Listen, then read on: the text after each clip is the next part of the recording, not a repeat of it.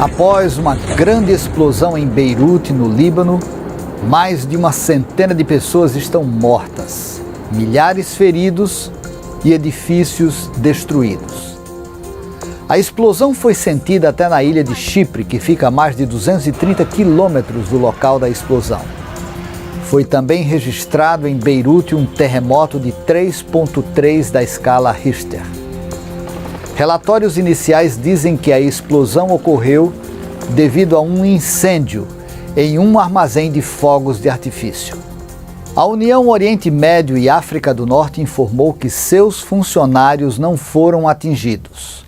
No entanto, a explosão causou danos materiais em 2 igrejas, a Universidade do Oriente Médio, 2 escolas de ensino médio e em um centro de aprendizado para crianças refugiadas.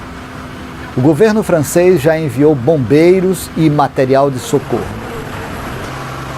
O presidente mundial da Igreja Adventista do Sétimo Dia, pastor Ted Wilson, que já morou no Líbano, faz um apelo para que nos unamos em orações pelas pessoas do Líbano.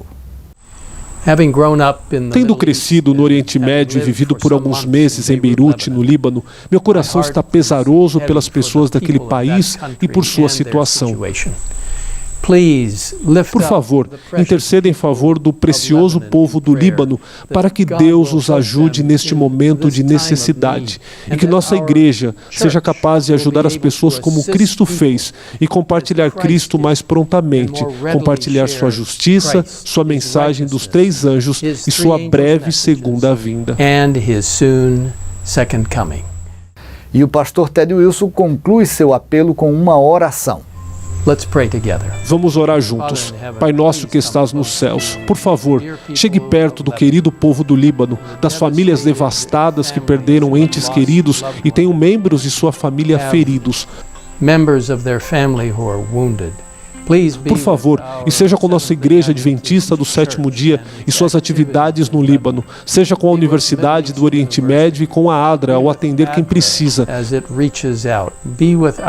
Esteja com nossa Igreja ao tocar a vida dos indivíduos e lhes trazer esperança em Cristo. Venha logo, Senhor, e nos ajude a ser as mãos e os pés de Jesus. Abençoe o povo do Líbano, em nome de Jesus. Amém. Bless the people of Lebanon, in Jesus' name. Amen. A boa notícia é que todos nós podemos orar. Assim que, por favor, mantenha as pessoas do Líbano em suas orações. The Amazon River is a source of food and income for many. As you travel along the river, you can see many communities along the banks. Here you will find 1/4 of our planet's fresh water supply. That's why boats are necessary for transportation. There are entire communities with either no knowledge of the Bible or no churches. Adventist here found a fitting way to reach more than 10,000 communities. Thanks to your past contributions to the 13th Sabbath offering, the Floating Church was built. This custom boat is a church that carries the pastor's family. It often works alongside the Adra Luzero boats to provide health care and hope to people. The main goal behind the Floating Church project is to reach places we typically find hard to visit. The Floating Church offers an infrastructure for a pastor or Bible worker, a captain, and others to live aboard. There's also an auditorium where people from the community can come to listen to the Word of God. The Floating Church has an auditorium that seats 120 people. It's a comfortable space for people to come and learn about God. I know what difficulties they face and how hard it is for the gospel message to reach the distant communities along the Amazon River. This touched me in a special way. I was moved by the prospect of this project. It was encouraging to imagine how far this boat could go to reach the riverside families.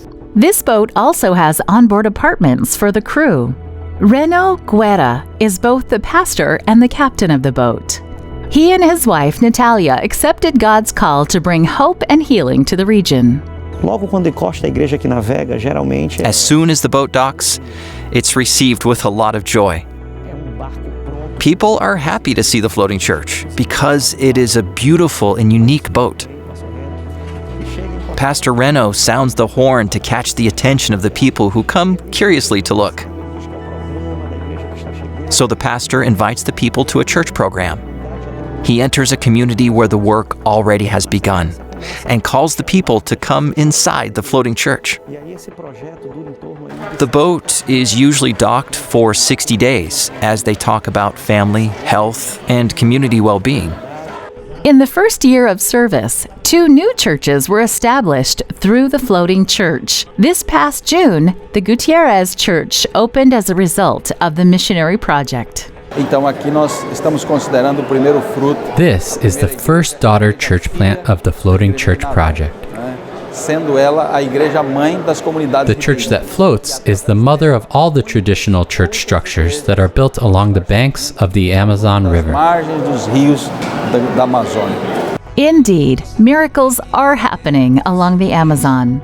A gente percebe que muda. We notice that this project changes what people think about God and about the Adventist Church.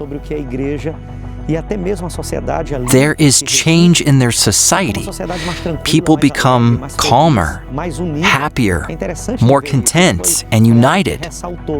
The church helps the community to realize how they can work together as one body to develop social projects for themselves.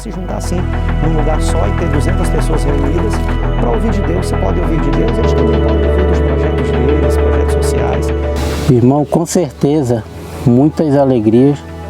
I believe many souls will be reached through this boat. This boat can reach places where even radio signals don't travel to reach hearts.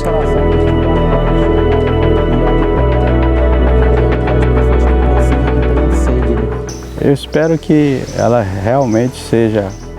We pray that this will be managed and used well for the gospel to reach the farthest places in the Amazon. Nos confins dessa Amazônia. We have the opportunity to navigate rivers and oceans as part of our mission to reach unreached people groups. Please pray for the floating church and the many missionaries involved in flooding the Amazon with hope. And thank you for supporting projects like these through the 13th Sabbath offering.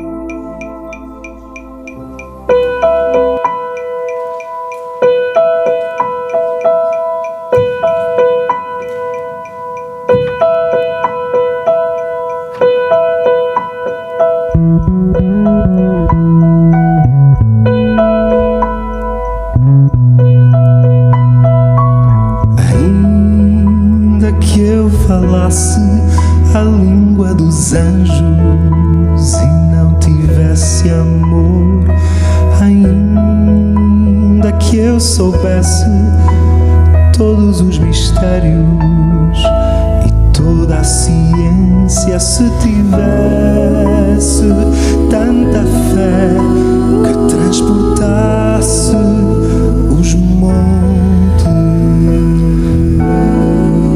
se eu não tiver amor, se eu não tiver amor, nada sou,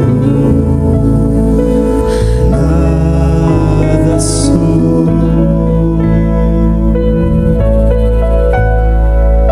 Ainda que eu desse a minha fortuna a quem precisa, e ainda que entregasse o meu temor para alguém, para me matar, para me queimar, para me fazer sofrer. Se eu não tiver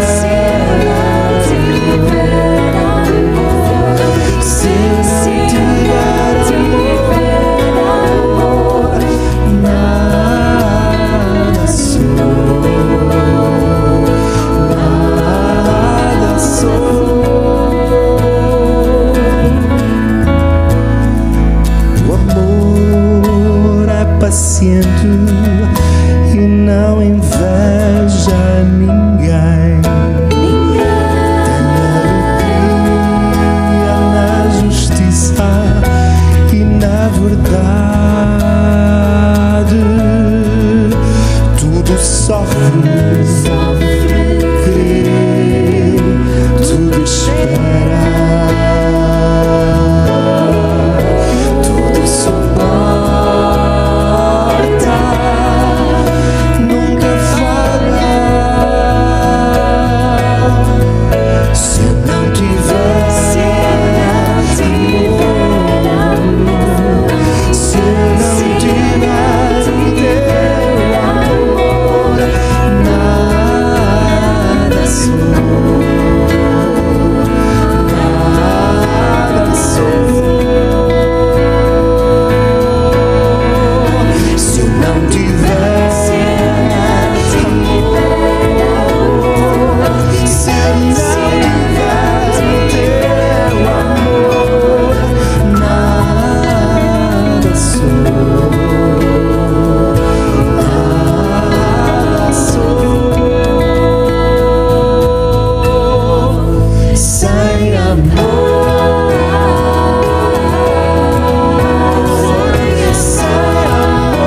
amor, nada sou. Sem amor, nada sou.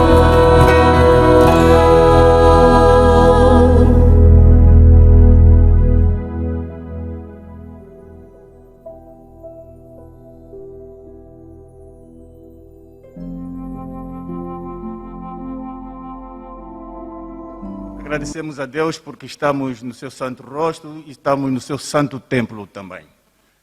Hoje gostaria de falar um pouco da jornada da nossa fé. Nós devemos ter em conta duas capacidades de Deus, entre outras. Deus tem capacidade de rever o futuro e o presente em todos os seus detalhes. Segundo, Deus tem a capacidade de intervir no mundo como Ele deseja. Nós, como seres humanos, temos a capacidade de dirigir o mundo, mas Deus é um agente que age de uma forma que tudo possa correr como Ele deseja. Nós somos livres. A nossa liberdade tem limite, porque Deus é quem define aquilo que podemos fazer neste mundo. Vivemos em momentos de pandemia. Eu gostaria de termos um pouco a nossa consciência amadurecida, que esta pandemia, além de afetar os nossos organismos, nós também temos que ter a capacidade de avaliar as consequências políticas, sociais, econômicas e culturais, para que possamos ter em mente uma visão do que poderá ocorrer na nossa sociedade e o que é que se pode fazer em relação à nossa fé. Eu vou vos dar alguns dados que eu tirei em alguns jornais e alguns sites. Quais são as consequências da pandemia? Diz que aqui em Portugal, durante o confinamento, houve 160 divórcios. Mas depois no desconfinamento, os divórcios em Portugal dispararam. Em abril, apareceram apenas 912 casos, mas entre junho e julho foram 1.331 divórcios. Isto por causa da pandemia. O que é que ocorre? É que os casais não têm convivência. Solução: divórcio. Mas no mundo menos desenvolvido, o problema é o contrário. Segundo a ONU, diz que nos países subdesenvolvidos há necessidade de controle porque apareceram várias gravidezes indesejadas porque essas pessoas convivem junto.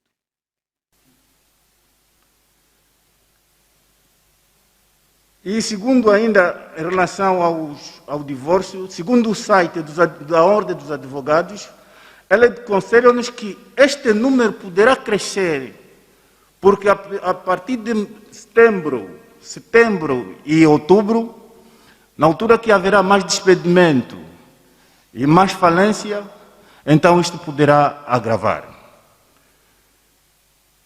E segundo os dados da Segurança Social e também que nos fornece o Instituto Nacional de Estatística, diz o seguinte em relação ao desemprego. Diz que mais de 460 pessoas estão no desemprego por causa da pandemia. Diz que a pandemia destruiu 18,7 de postos de trabalho. E segundo o Banco Alimentar, diz-nos que 400 mil pessoas recebem ajuda diretamente do Banco Alimentar. E como consequência, o número dos sem-abrigo triplicou. E nós perguntamos esta manhã, diante deste quadro tão triste, diante deste panorama que nos afeta a nós todos, como está a nossa jornada de fé? Como está a minha jornada de fé? Hoje vamos estudar 3 modelos usados por Deus na jornada, nos tempos bíblicos, e que estas servem também para nós hoje, nos nossos tempos, como Israel espiritual. Deus utilizou no tempo passado. Com Abraão, Deus estava atrás de Abraão e diz que Abraão vai. Quando ele levou o povo de Israel ao deserto, utilizou um outro modelo. Ele diz que eu estarei adiante, sigam-me. E quando andou com Enoque, ele andou com Enoque lado a lado. São esses 2 princípios que nós vamos meditar rapidamente essa manhã, para que possamos compreender as suas Sagradas Escrituras. Eu convido os irmãos a lermos Gênesis 12, versículo 1.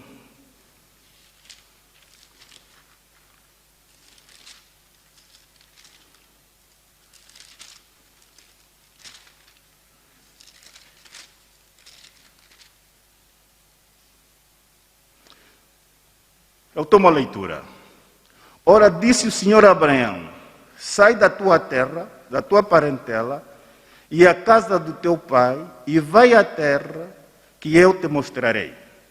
E de ti farei uma grande nação, te abençoarei e eu te engrandecerei, e engrandecerei o seu nome, e tu serás uma bênção. Abençoarei os que te abençoarem, amaldiçoarei os que te amaldiçoarem, e a ti benditas todas as famílias da terra. Deus, quando chama Abraão, dá-lhe uma promessa que você deve ir, e eu estarei por detrás. Eu te farei uma bênção onde ir. E Deus disse, Deus quando faz as suas promessas, Ele esclarece tudo. Ele diz que você vai até a Canaã. Ele quando parte, passa a Siquém. E esta viagem foi de fé. Quando ele ultrapassa, vai até a Betel. Mas nós devemos estar conscientes que Abraão, onde vivia, que era Ur dos Caldeus, que primeiro era Mesopotâmia, depois passou para a Babilônia, agora atualmente é o Iraque, era uma cidade, uma das primeiras civilizações que havia na história, naquela época. E devemos também saber que foram os primeiros astrônomos que criaram o calendário de 12 meses que nós utilizamos hoje na atualidade. Então podemos concluir que Abraão estava numa sociedade boa, estável. Uma sociedade a 2030, a 2500 anos que já estava desenvolvida. Mas Deus lhe disse que sai da tua terra, na casa do teu pai e vai. E ele segue. Mas ele quando chega a Siquém, Deus disse que é essa terra que será para todas as suas descendências, tuas sementes. E ele ergue um santuário e ele ali faz um culto, adora a Deus. Quando chega a Betel, faz o mesmo. Deus lhe aparece e lhe diz que essa terra servirá para as tuas gerações. Mas ele quando chega a Betel, vai um pouco à margem do sul. Essa margem do sul, então, ele depara-se com fome. Havia muita fome na época. Abraão não conseguiu ter o sustento da sua família, porque ele tinha levado toda a sua fazenda, o seu sobrinho, ele tinha como se alimentar. E a Bíblia nos diz que ele próprio toma uma atitude de ir para o Egito. É ali onde gostaríamos que nós refletíssemos. O seu propósito era para ir até a Canaã, mas ele próprio decide agora ir até a Egito. Este plano de ir a Egito já não era o plano de Deus, era o plano humano. E quando ele decide, ele é possuído pelo medo. Já não é Deus que estava o dirigir, já não é Deus que estava na sua jornada. Ele é possuído pelo medo. E quando parte, ele olha para sua esposa e diz que minha esposa, você é muito formosa. Os egípcios gostarão de ti. Quando nós chegarmos lá, você diga que nós somos irmãos. Quando Abraão dá esse passo, já não estava na jornada de fé, porque ele próprio decidiu dar um passo fora do princípio de Deus. Como consequência, ele teve que ser deportado, porque quando Sara vive com o rei, o céu teve que agir, enviou pragas, e Deus enviou uma mensagem ao rei que ele estava em pecado. E o rei teve que se pronunciar, dizer a Abraão, Abraão, fizeste isto por quê? E imediatamente ele foi deportado. O que é que nos chama a atenção neste contexto? É que muitas vezes nas nossas jornadas, nós chegamos a ponto de dar passos humanos em que somos às vezes aconselhados por pessoas não cristãs. E às vezes nós pensamos que vamos dar um passo e nos enterramos, vamos dar o outro, quando demos conta, estamos fora do eixo. Quando Deus nos envia e Ele está por detrás, nós devemos estar cientes que Ele nos visitará constantemente. Isto passa a ser também na nossa vida hoje. Deus enviou a cada um, a cada irmão, a cada membro, para que seguisse essa caminhada.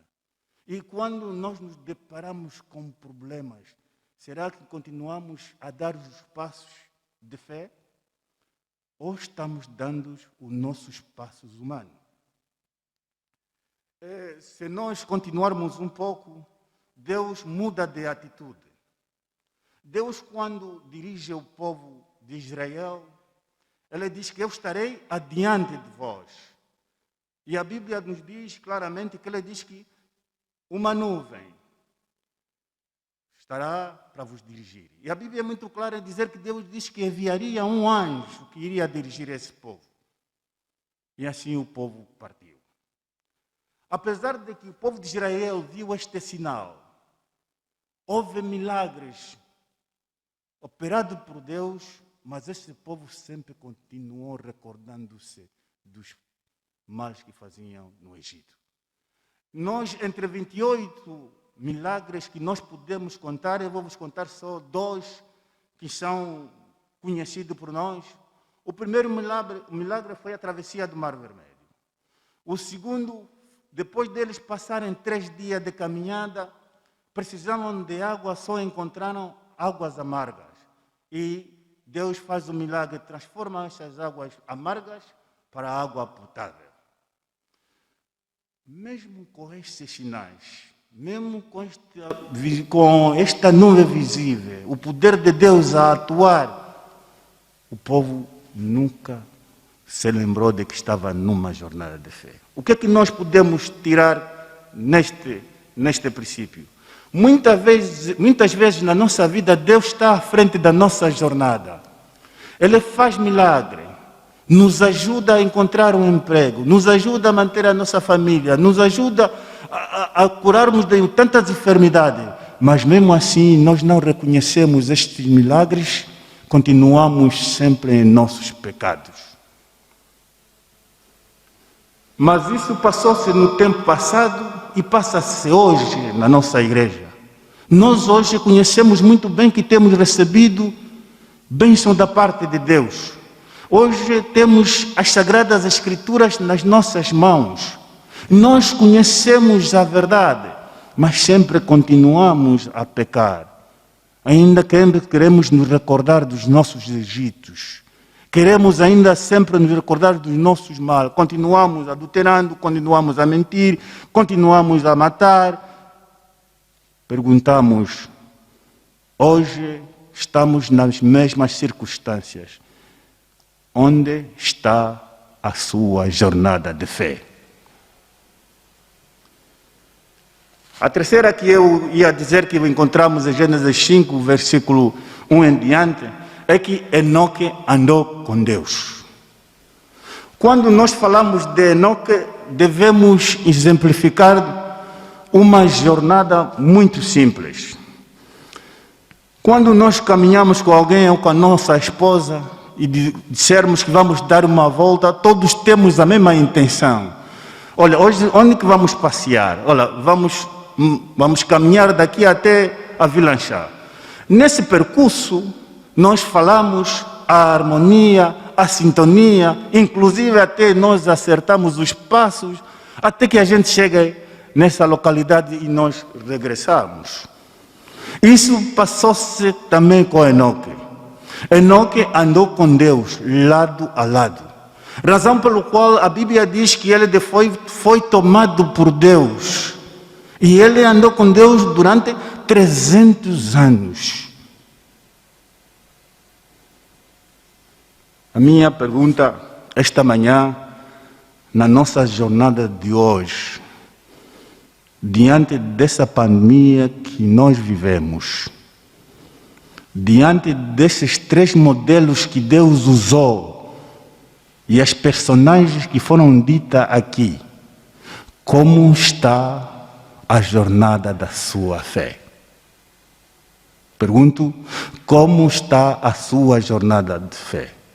Será que Deus está te visitando porque Ele está atrás, mas Ele sempre te diz que este é o lugar onde você deve habitar? Ou Deus está adiante da sua jornada, Ele está te mostrando tantos sinais e você não está a reconhecer? Será que você é Enoque, que anda lado ao lado com seu Pai Celestial, que você medita todos os dias, porque nós, quando caminhamos com Deus, lado a lado, há harmonia, há diálogo, há conversações, ou você está dando seus passos humanos?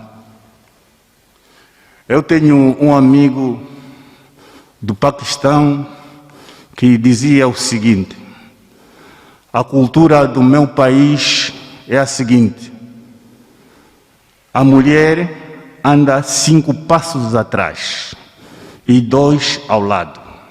E nós, na nossa cultura europeia, nós andamos com a nossa esposa ao lado. Sinal de confiança, sinal de certeza, sinal de amor. E esta manhã, Deus quer nos chamar a atenção que na nossa caminhada precisamos andar lado a lado com Deus. Quando nós andamos com Deus lado a lado, temos a certeza, temos a confiança que nosso Deus fará milagre na nossa vida. E temos a certeza que nós seremos salvos, porque o próprio Deus é quem dirá que você é meu filho. Assim como aconteceu com Enoque, isso também poderá acontecer conosco. Como está a tua jornada de fé nesta pandemia? Será que você não vem à igreja porque ouviu alguém dizer que também não vai à igreja? Você não faz o trabalho de Deus porque alguém disse que o fulano não vai, repito. Ou você não vem à igreja porque o Espírito de Deus te disse que não vai à igreja. Prezados irmãos, esta manhã gostaria de vos despertar, que falemos nos nossos lares, nas nossas vidas diárias, esses 3 modelos utilizados por Deus, que foi utilizado a Abraão, que foi utilizado para o povo de Israel, que foi utilizado a Enoque, e perguntemos-nos: onde estou com a minha jornada de fé? Que Deus possa nos abençoar. Que Deus abençoe a jornada de cada irmão aqui presente. Que Deus abençoe a jornada de fé de cada irmão que nos assiste através da internet.